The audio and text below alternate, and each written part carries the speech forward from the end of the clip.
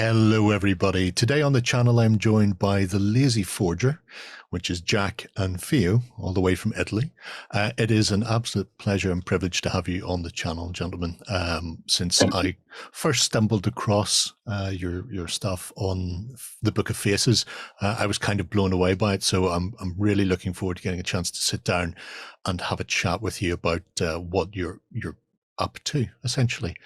But before we dive into your current projects, I'd like to take a moment to just sort of find out a bit about the pair of you, how you got into gaming or sculpting, and where that journey sort of brought you to. Well, you start because you started. Okay. You go first. So I think it all started like at least 10 years ago, more like 15. And we basically got into gaming together, actually. Yeah. We had like some very, very old Italian groups of like people in Milan playing some World War II and such. You used to play, both of us. But I used to play Warhammer. Yeah, and I used to play stuff. But together we started together. And after that, it started to be a bit more of a group thing, a bit more of a, like, other people are playing, we're playing, let's do stuff that looks cool. And I got introduced by some people in the group to resin casting, to molding. And from that, like, the world opened. Like, the idea of, like, not just buying stuff, not just having stuff that is in plastic. And the plastic is the material that you cannot make. You just buy plastic. That's the rule. That totally shattered. And from there, I started, like, making even, I think I started with a window. And then from the window, I made a building. And then I made another. And then I made facades. And then I had no direction. I had no goal in mind. I just went in random direction from there. After a while from that, I started, I was on Let Adventure Forum, which is an amazing forum. It's a bit old at this point, but it's just the best place ever. Yeah. It's a great community. And some people started asking, like, oh, maybe you should, I don't know, contact Fenris Games, contact Blind Beggar. And I actually started working a bit as a very side job. I was, like, basically still in high school, I think, or maybe first year of university, something like that. And it was not even, that was like, it was just a fun way to see my stuff out there. And I did work with them, and after a while, I started heading other small companies. We're still talking about one-man army, two-man armies, very small other companies talking with me. Sometimes we worked for months on projects that just didn't go anywhere because both of us were just hyped by something else. Sometimes, actually, we ended up building whole ranges, like in the White Dragon miniatures case, the whole range of terrain we did together. I'm very proud of it. It was like a very fun thing to do. And with that and some other projects, I also started working with 3D, and right after he followed, basically. Yeah, basically. And after that, we both had the technology, like the technique to actually build stuff, not only resin ones. It was still when you had to send them to other company to print them, wait for the printed miniature for the print to come back, and then cast them in resin to have more of them. That was the way we still have boxes of that. I still have boxes of tiny pieces that I cast. And printing was so expensive, so incredibly expensive that I had no budget, of course. And we had to basically organize the prints so that you could use the same part for multiple things. Yeah, exactly. And it was a challenging. Yeah, it wasn't kind. Now we can just press a button and have a whole plate of stuff ready. But back then it was not like that. And it involves a lot of manual labor too. So you had some resin, but like resin cast over 3D print, and then you had to sculpt around it. You had to add all the organic parts around it. Otherwise it would always look the same. There was no way to make like 10 variations of something. Each print was like $20 for a tiny piece of nylon. So it was a different world entirely. And we actually built a game with that. Yeah. That was probably our first game. Yeah, the first game, it was a steampunk airship battle game. That, it started because, those ship design are cool. We want to do it in 3D. We can print them, we can cast them. Well, let's make a game out of them because, And we made the ships, we made the islands. The graphic of the cars. Yeah, very tacky, but it was actually fun. And at the time, it seemed violating like a lot of copyright for this picture. Well, You were young. Everybody does that once. Most people there are very old or dead. So probably public domain for most of those pictures anyway. And I can appreciate a good setup like that. Weirdly, this was one that intrigued me because when I came across to your website, The Lazy Forger, one of the first things that struck me was the amount of scratch building, not just obviously when I first came across it, it was the 3D printed stuff on Facebook, and that blew me away. But when I came to the website, there was so much of what I would call traditional sculpting, casting things in plaster, how to get these sort of molds set up and that sort of thing, and in here was the little naval scale islands, and I believe there's even the cloud ship was in here as well somewhere, although I may have lost it. Maybe it's in no, I think it's not there. Like, it's probably just on Facebook. Yeah, it's hard to put all the stuff together without looking too noisy. So I made a selection, and that part we didn't have enough photos probably for a proper also setup, because we, and especially him, want to be very professional with the photos. So I know people like that. Phone photos will not end up on the website, nor even on the Facebook page. Probably. I can be a bit about perfectionist. Yeah, just a thing. There's nothing wrong with that. Oh no, it was a very fun project to do back then, and we were just in the middle. We reused the technique of those islands for the recent picture of the post-apocalyptic desert slum thing. And the website also has a bunch of tutorials. So there are tutorials for these islands. There are tutorials I made several years later, actually, in order to use the same technique for different scales, and I evolved it a bit, adding more tricks to the process. But I actually, for a long time, I was just trying to sculpt the most convincing, most realistic, most appreciable things out there. I really tried to make stuff stepping a level every time I made something new, and that always involved manual sculpting, resin casting, or at least casting, sometimes plaster. It's an amazing material if used properly,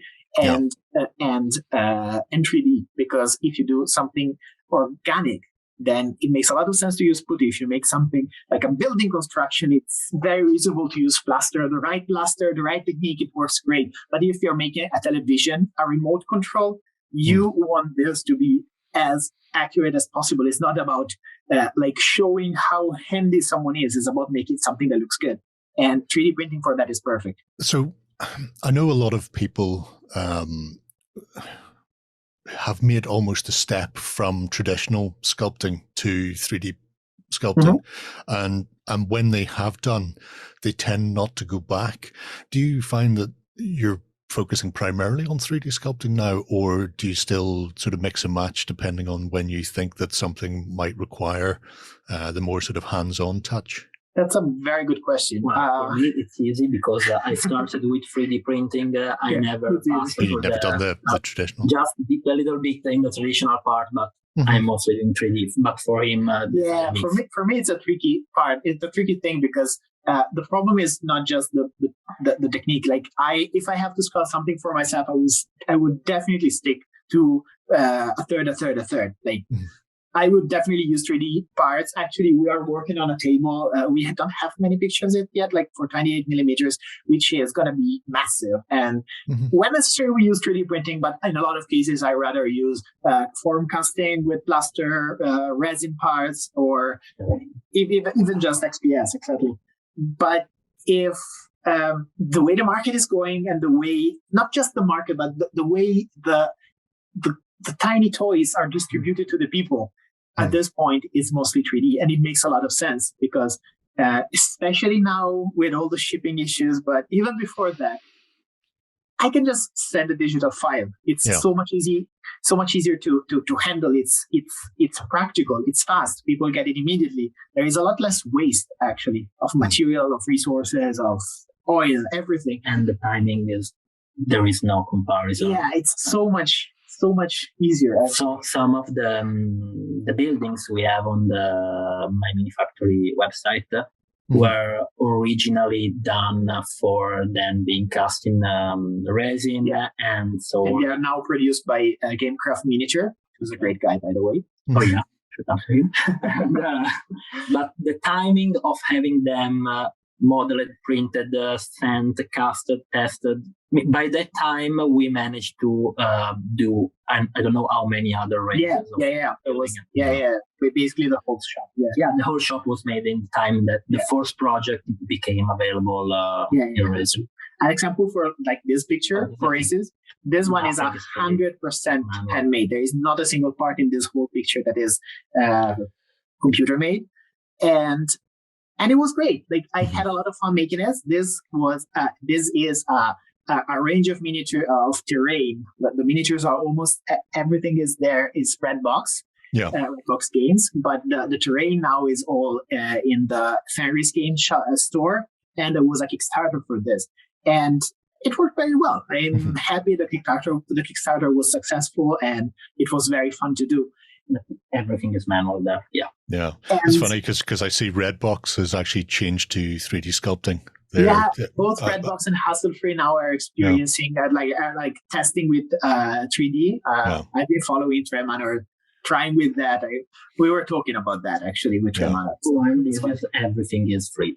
This is everything 3D, except for the tiny rock under the tent. Because again, why should I spend time sculpting a rock when I can do it much better by hand? But the answer is because this rock is only for us. But if we want to make a rock and give it to the people, like make a proper tiny toy that is like usable for everyone, then I would have to make it rock 3D and downloadable and printable. Yeah. In truth, actually, one reason why like some people were asking me, like since on the website and also on the Facebook page, there are pictures of these comic blocks, like big buildings that have this Eastern Europe feel, and they're also destroyed. They have a very realistic destroyed pattern, which to be honest, I'm very proud of. I think it looks very cool. It's around here somewhere. I got it. Okay. It looks very, very like I made each floor with internal walls so that I could fill them with rubble that I made by destroying the upper floors. So the effect is that you actually have an amount of rubble that is sort of realistic. It's accurate, It isn't, but it's sort of realistic. I put some cars destroyed in it. In the side, a mixture of traditional and 3D and casted, and that's a perfect 33 kind of model. I haven't released.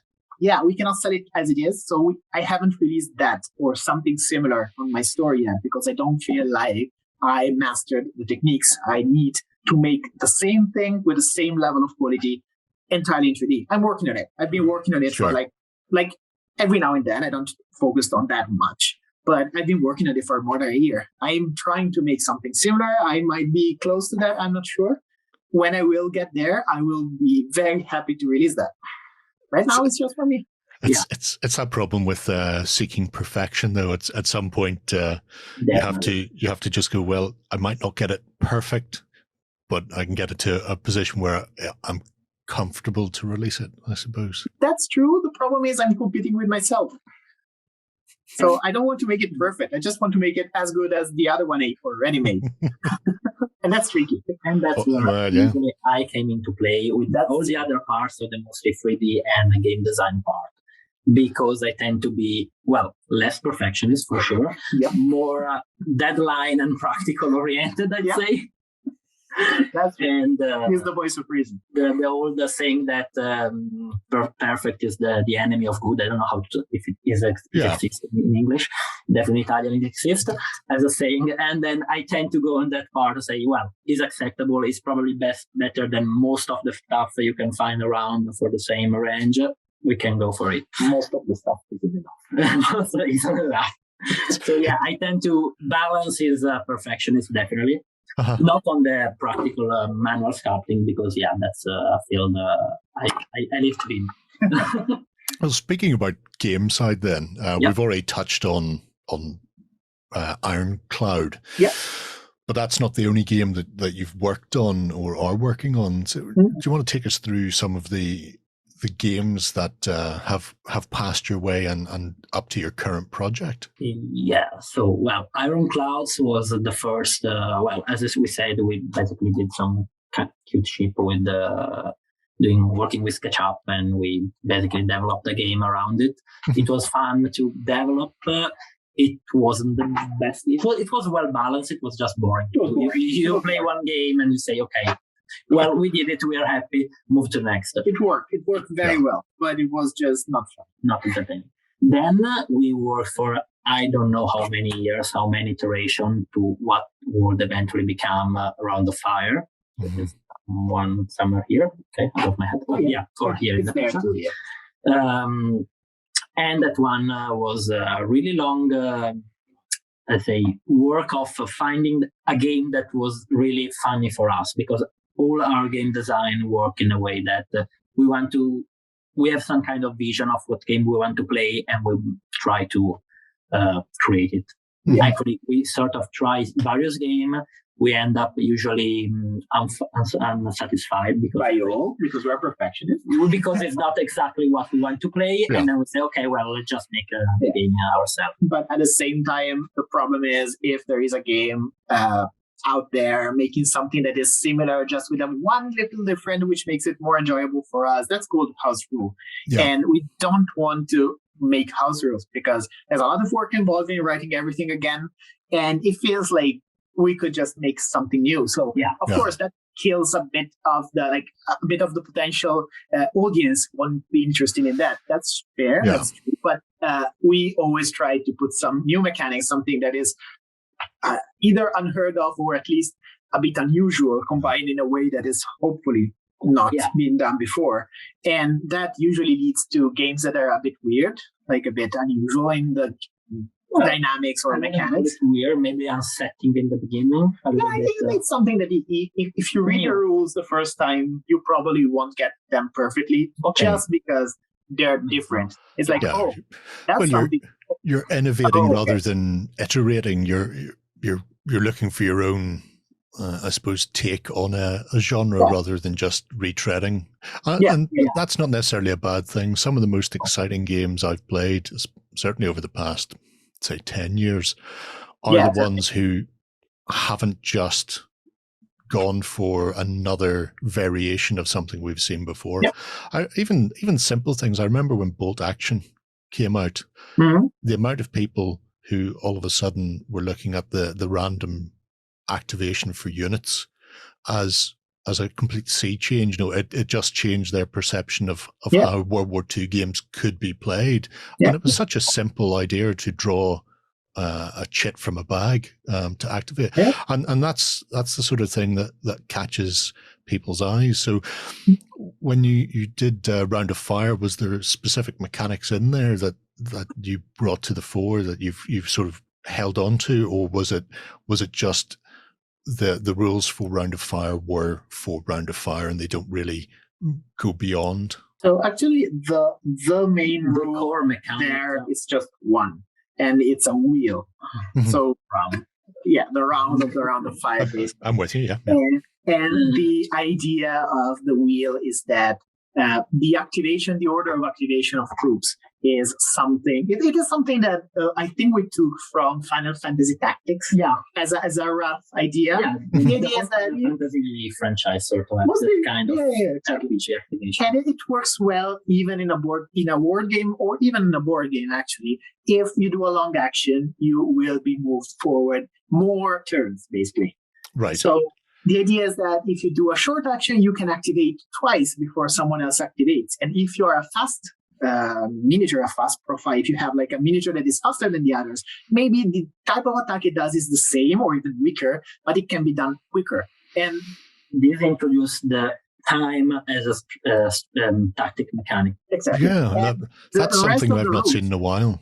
Yeah, there are a few others now that are using something similar. To be fair, they were developed at the same time we developed ours. So we actually noticed it later and was like, okay, we're not the only one, but we're almost the only one there. And the rest of the rules, it's simple, but it's all tailored around that. Yeah.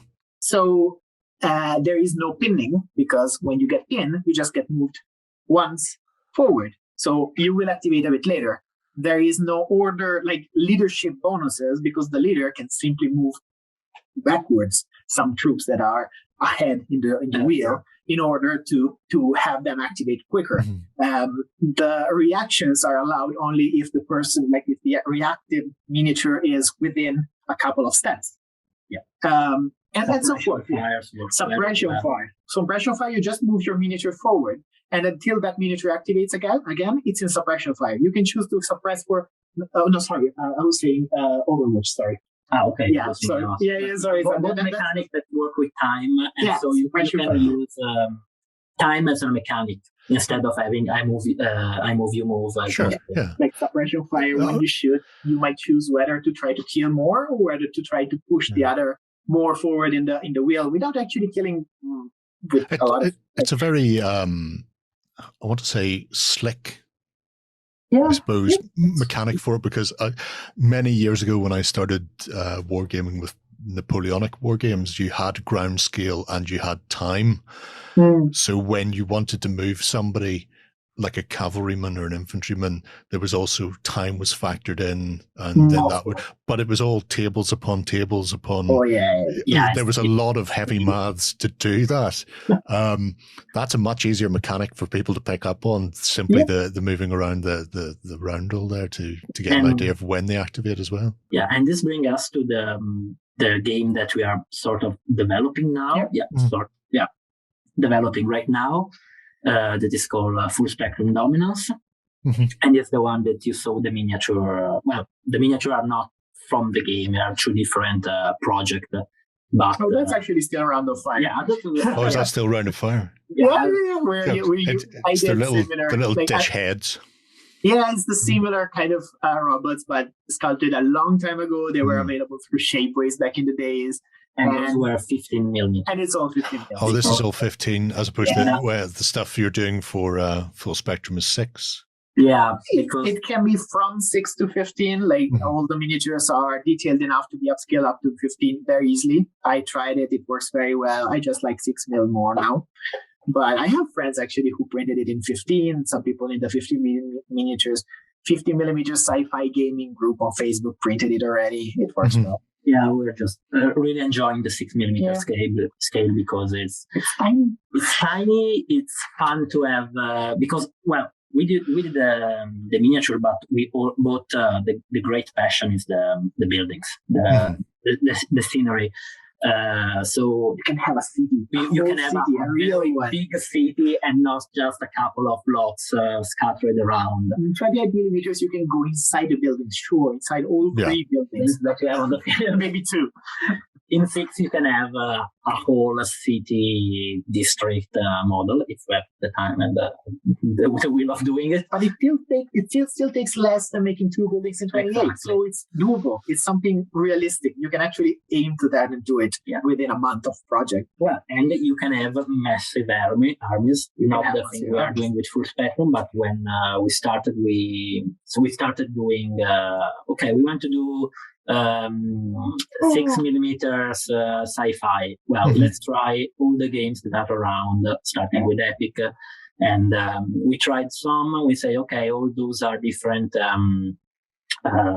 features that we like, but it's still not the one we have in mind. Well, let's just make our own game. That's how we went.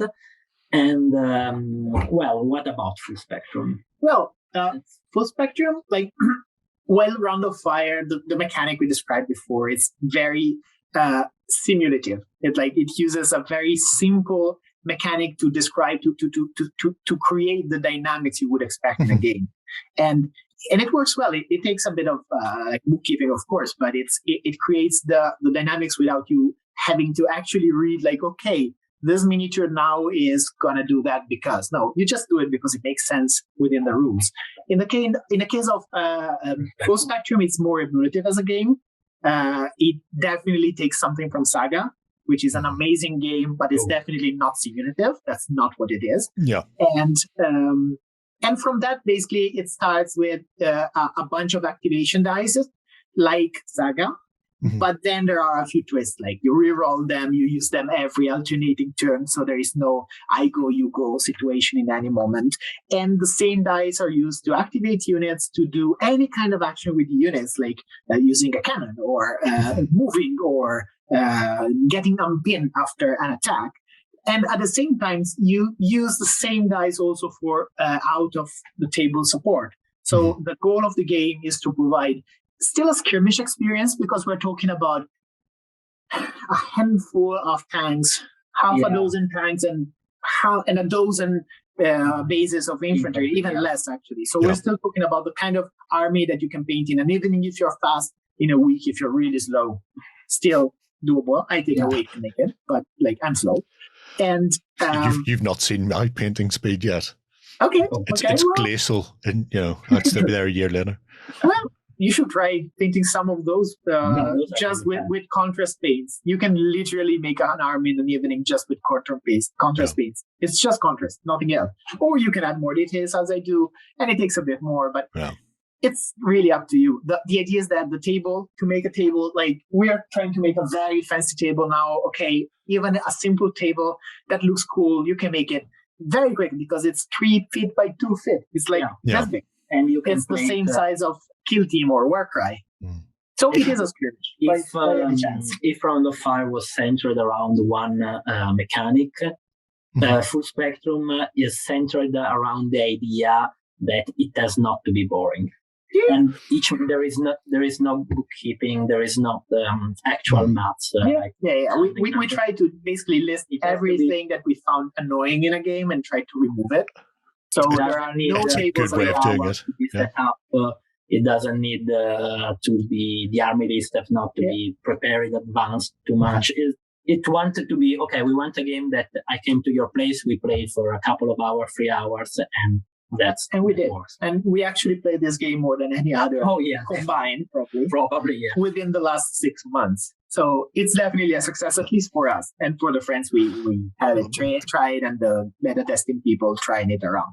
But the mechanic that is there, the dice, which is not as unique as the Round of Fire one, but still we're building everything else around it. So the use, again, like in Round of Fire, the use of the die for every other thing is there. Yeah, we should explain how the cards work.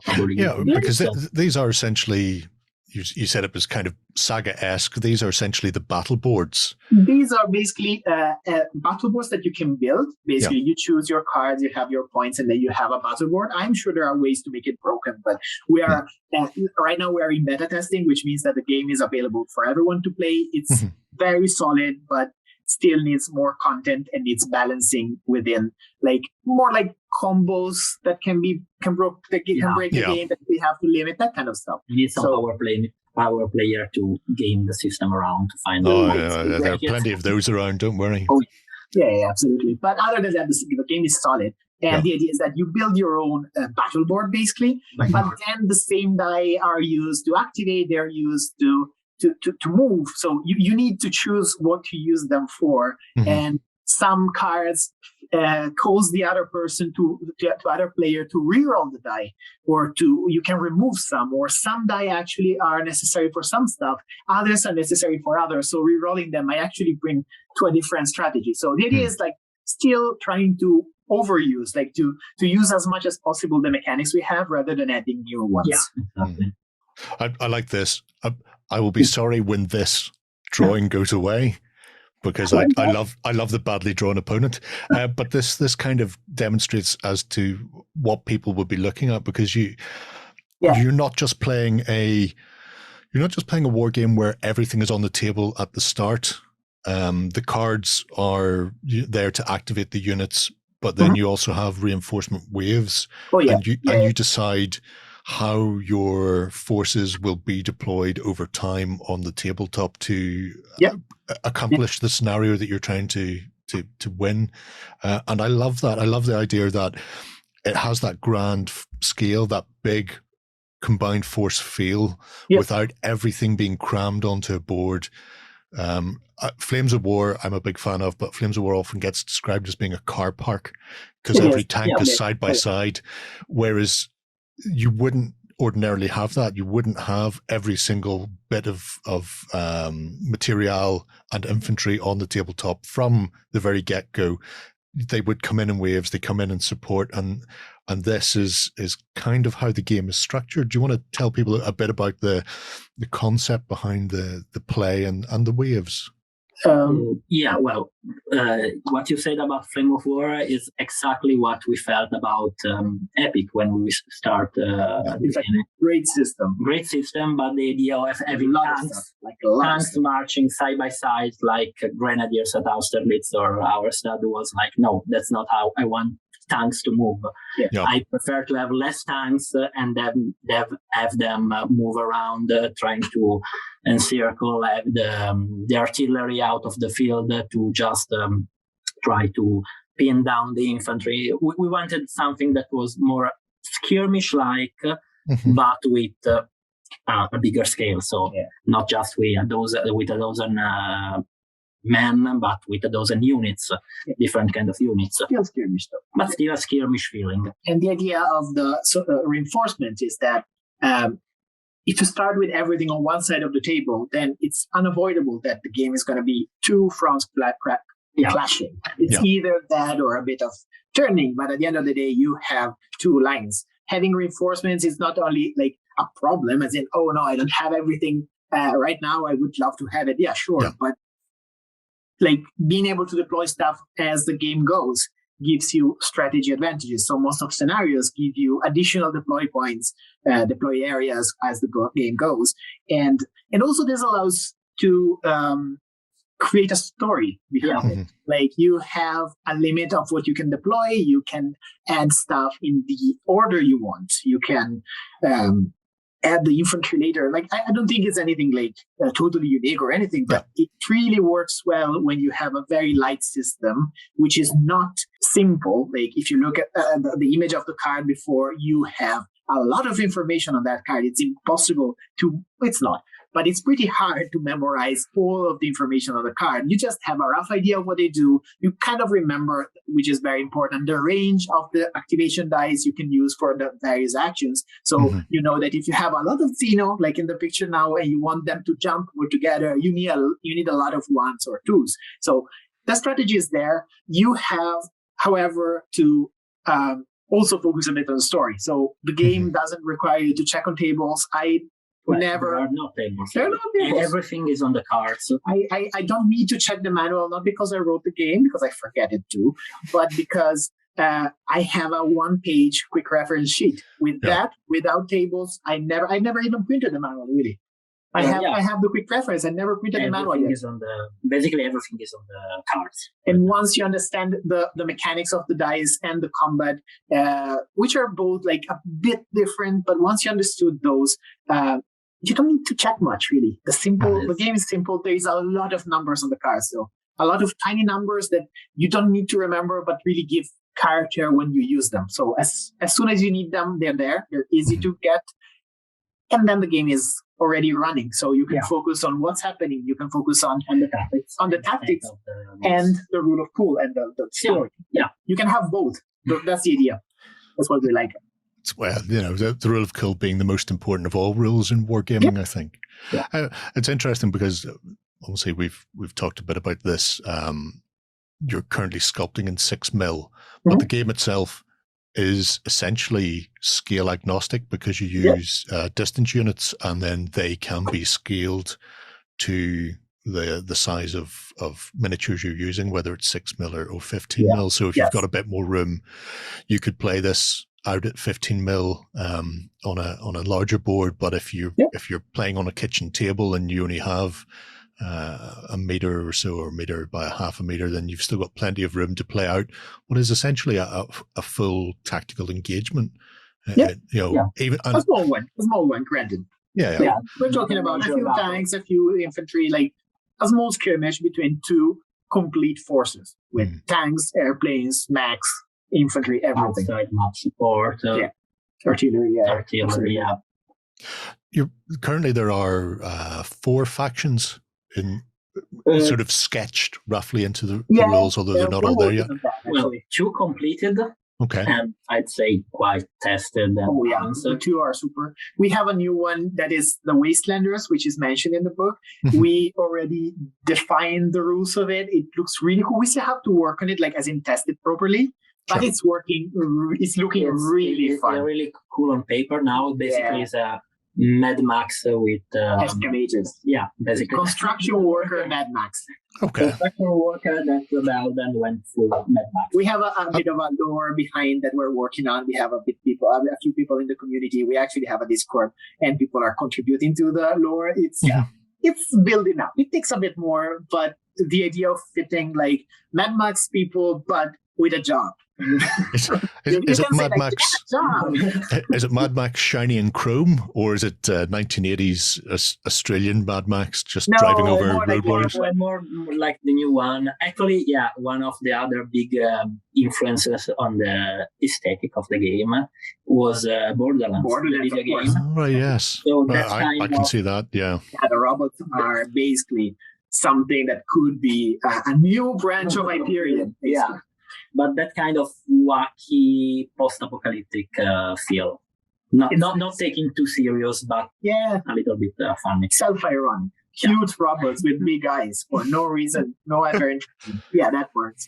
So we have that, and we are also working on a bug faction, like insects, like Starship Troopers, like. Yeah. But since insects are dumb, I hope and nobody's offended by that, but like since insects can be dumb, at least some of them, there is going to be a solo mode with that. Yeah. Okay.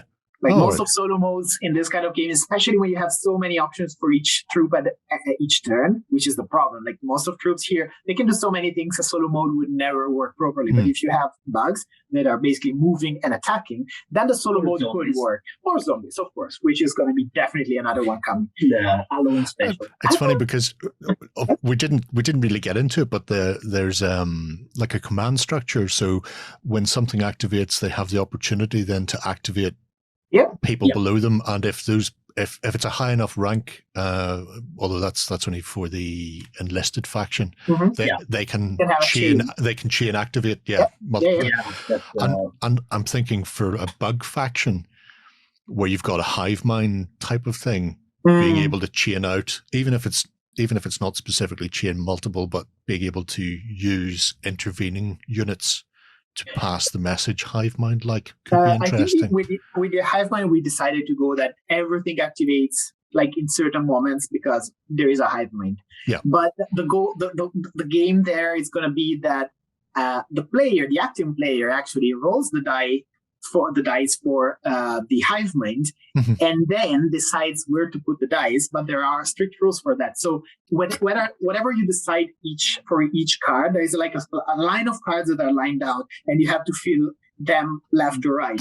And depending on what you choose, then you run out of the certain kind of dice that you might use to do the thing that was better after. Sure. So every turn, like you have still these alternating activations. So as every round goes, you have multiple turns, and within the turns, you have to choose what to do. And there is no good option; it's always bad options. But there is like a less bad, and it's all about that. But it's not obvious. Like the way the dice are, you can just try to avoid stuff, but then you end up with a bunch of dice. And if you end up with dice, that's going to be bad. Like something bad happens then. So we're trying to work that. It's still in the works, but just still a concept for now. Yeah, I did we did some cards. We have to test it. And then there is there is another faction that for now is just on not even on paper. It's just talking about. Yeah. And the idea is to have more faction because. Well, once the rules are solid, that's the funny part, to add content, to have missions, possibly connected story missions, which is not too hard to make, and it's cool. And that's why right now we are mostly looking for people to play the game, because more people playing the game, there is more energy and creative energy to add content and hype, because, we mostly work motivated by hype right now. That's not our main job, but we are not living out of game design or 3D sculpting. We both have a daily job, so this is just an hobby that sort of repays itself with motivation.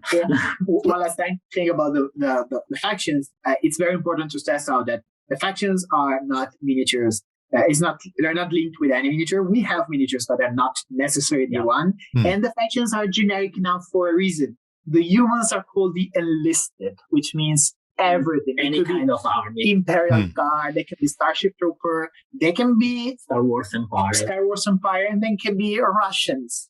Yeah, that can be whatever one. There are enough troops there. I'm sure there's going to be a perfect build that someone is going to do, and that's going to break all the others. But if you don't do that, you can actually build very different builds. Just deciding, I'm going to have this one without heavy tanks. I'm going to have this one with a lot of small walkers. Why not?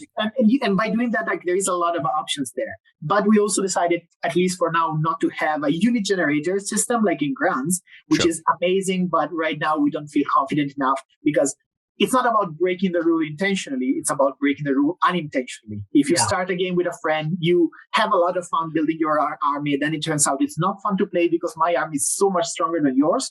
There's a problem. So right now, we actually made around 20, 25 different things you can buy for each army. And that's it. And that's quite a bit of combination you can have. Yeah, the important thing that you say that, we have the miniatures, one range of miniatures for now on our My Mini Factory shop that works well with the game, but those are two parallel paths. The 3D sculpting and the game design are two different things that work together for us because one motivated the other. But the game you can play with any miniatures, and the miniatures you can use it for any kind of game. Battletech, Heavy Gear, Epic. Sure. You name it. Which all makes a lot of sense. If people are looking to get in contact with you, then we will pop the Facebook and the Discord links below this video. Is there one that you would prefer over the other, or does it not really matter? Facebook probably. Facebook probably, but more content. Facebook is the rich one. Yeah, you can both link to the Lazy Forger page and the Full Spectrum page, and like you can see both shiny toys and a cool game. That's nice. It's always Discord good to is see. cool. I like Discord. I'm new to it. I'm learning how to use it, and I really like it. It has the feeling of the old forums, you know. It does a bit, yeah. It's the constant bimps when you're working. Yeah. Oh, I don't do that. I silence it. Wise man. Yep.